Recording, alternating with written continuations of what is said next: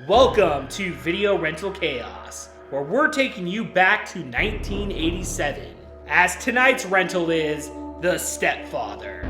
The story of Jerry Blake, a guy who takes family movie night to a whole new level of murder. Jerry's got a killer smile, a suitcase full of lies, and a return policy on wives that's permanent. Late fees? Nope. Late families? Oh yeah. So you better rewind this tape and return it quick before Jerry comes over and redecorates your basement with your blood.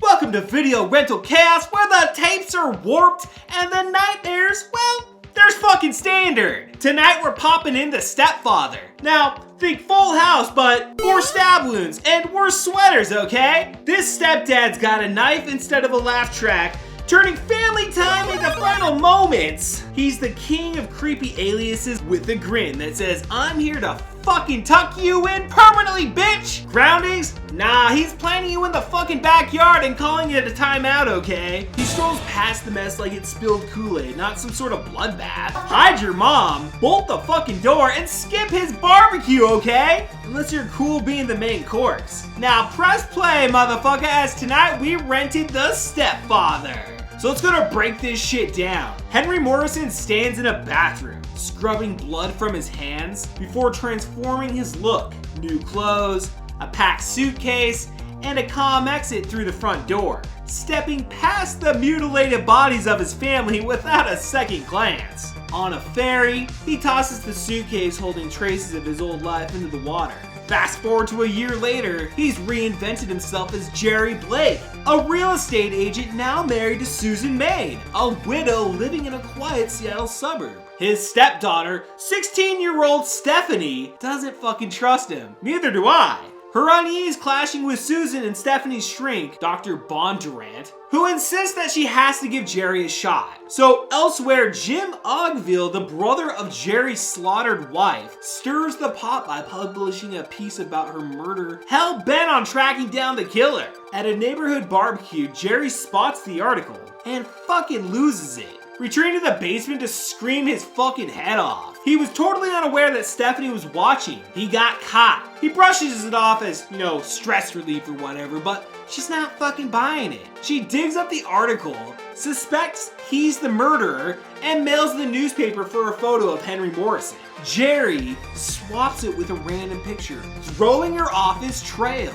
Dr. Bondurant, curious about Jerry's refusal to meet, books a fake house hunting appointment under a pseudonym. His probing questions tip Jerry off, and sensing a threat, Jerry bludgeons him to death, stuffs him in his car, and fucking torches it. He tells Stephanie it was a tragic accident, using the moment to worm his way closer to her. That bond fucking shatters when he catches her kissing her boyfriend Paul. The dude loses his shit. Jerry accuses Paul of assault and chases him off. When Stephanie denies Jerry's her father and Susan slaps the shit out of her, she bolts out of there. The next day, Jerry quits his job, plotting a fresh identity and eyeing another widow while scheming to erase Susan and Stephanie forever.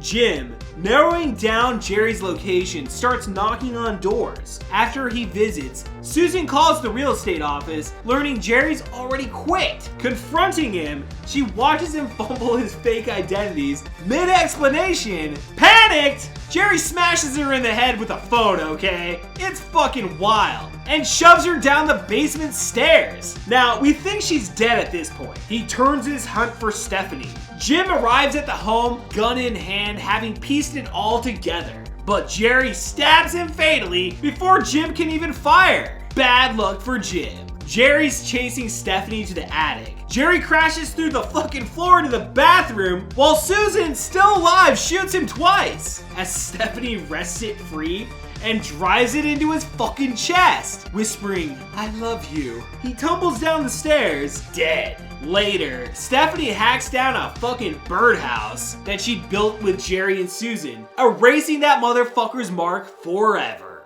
Now, if you've ever harbored resentment toward a step-parent, this movie might not be for you. The Stepfather was a film I first watched about a year ago, and I immediately fell in love with it. At its core, it's a horror film. But all this guy wanted was a family. What's so wrong with traditional family values, right? Aside from the fact that Jerry was a cold-blooded murderer who wiped out multiple families across Washington state, as soon as I finished watching it for the first time, I immediately went out and bought Stepfather 2 and 3, consuming the entire franchise. But today, we're focusing on the original Stepfather. It's an absolute blast, alright? A total throwback to the 1980s, even though it was modern when it first came out in 1987. Watching it in 2025, this is peak 80s, right? We're talking Reagan, Just Say No campaigns, The Cosby Show, and traditional family values at their cinematic height. One thing I have to mention, you knew this one was coming, right? What's up with that shower scene at the end? Obviously the actress was over 18, but come on guys, come on. That aside, I highly recommend The Stepfather, and the entire series for that matter. Even in 2025, I think those films hold up remarkably well. I'll leave you with one really bad dad joke, okay? Why did the Stepfather sharpen his knife at the end? He wanted to carve out a real family connection, but shh. And until next time, I'll see you at the video store.